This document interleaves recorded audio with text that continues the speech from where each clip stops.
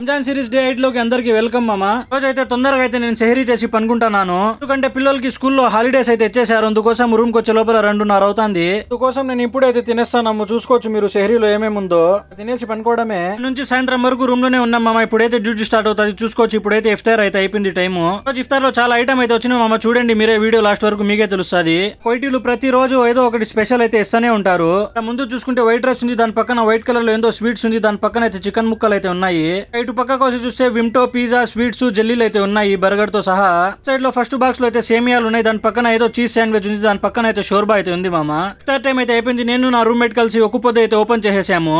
పొద్దు తెరసానే మేమైతే డ్యూటీకి పోలే. ఎందుకంటే ఈ రోజు స్కూల్ లేవు. నేనైతే ఇఫ్తార్ చేసేసి మగ్రిబ్ నమాజ్ చదువుకొని గవా తాగడానికి వచ్చినాను. ఇదైతే నా డైలీ రూటీన్ అయిపోయింది మామ. మస్జిద్ లో నమాజ్ చదువుకున్నాక నేను నా రూమ్మేట్ కలిసి డ్యూటీకి అయితే బయలుదేరినాము.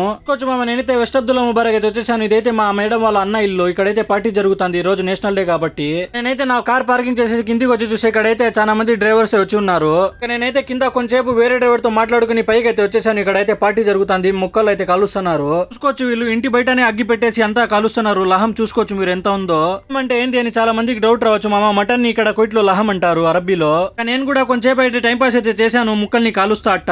ఇక్కడైతే మేము లహం అంతా తినేసి మంగాఫ్ అయితే వచ్చేసాం మామ. ఇవన్నీ తీసుకొని ఫ్యామిలీలో ఉన్న మగ పిల్లలు అందరికైతే ఇక్కడికైతే తీసుకొచ్చాను నేను మా డ్రైవర్స్ తో కలిసి. ఇక్కడైతే నాకు జిర్దాష్ అయితే కుట్టిస్తున్నారు మామ. జిర్దాష్ అంటే తోపు అంటారు. వీళ్ళు వేసుకునేది అరబ్బీ వాళ్ళు.